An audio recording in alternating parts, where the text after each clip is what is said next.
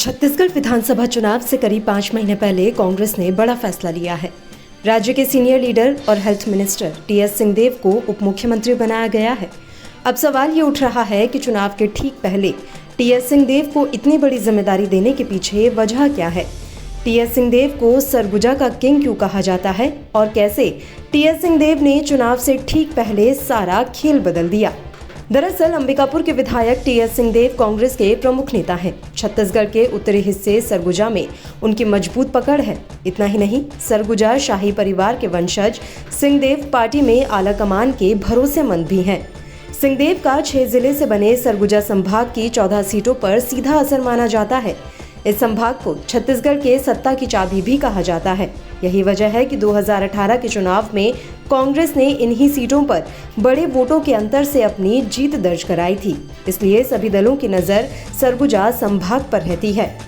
कांग्रेस ने टीएस सिंहदेव को deputy CM बनाने का फैसला यूं ही नहीं लिया।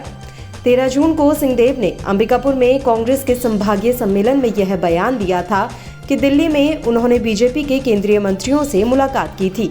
उन्हें बीजेपी में शामिल होने का प्रस्ताव दिया गया है, लेकिन वह बीजेपी में शामिल नहीं होंगे। उनके इस बयान के बाद यह अटकलें लगने लगी थीं कि वह कांग्रेस छोड़ सकते हैं।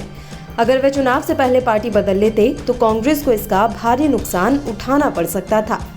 वहीं बीते दिनों सरगुजा संभाग में कांग्रेस का एक संभागीय सम्मेलन आयोजित किया गया था। इस दौरान टीएस सिंहदेव के समर्थकों की नाराजगी खुलकर सामने आई थी। मंच पर भी 2.5 साल के मुख्यमंत्री का भी जिक्र किया गया था। वहीं स्वास्थ्य मंत्री टीएस सिंहदेव ने कहा था कि कई राजनीतिक दलों ने उनसे संपर्क किया। उन्होंने कहा था कि बीजेपी का शीर्ष नेतृत्व भी उनसे संपर्क में था। राजनीतिक जानकारों का अब कहना है कि छत्तीसगढ़ में आपसी गुटबाजी को खत्म करने के लिए टीएस सिंहदेव को उप मुख्यमंत्री बनाया गया है। बता दें कि छत्तीसगढ़ में 2018 के विधानसभा चुनाव में कांग्रेस की जीत में टीएस सिंहदेव का बड़ा योगदान था। जिस मैनिफेस्टो को लेकर कांग्रेस 2018 के विधानसभा चुनाव में उतरी थी, उस घोषणा पत्र को बनाने में टीएस सिंहदेव की अहम जिम्मेदारी थी। ऐसे में चुनावों से पहले कांग्रेस आला कमान कोई भी जोखिम उठाने के मूड में नजर नहीं आ रहा था और चुनाव से ठीक पहले टीएस सिंहदेव को डिप्टी सीएम बनाकर इस गुटबाजी और नाराजगी को खत्म करने की एक कोशिश की गई है।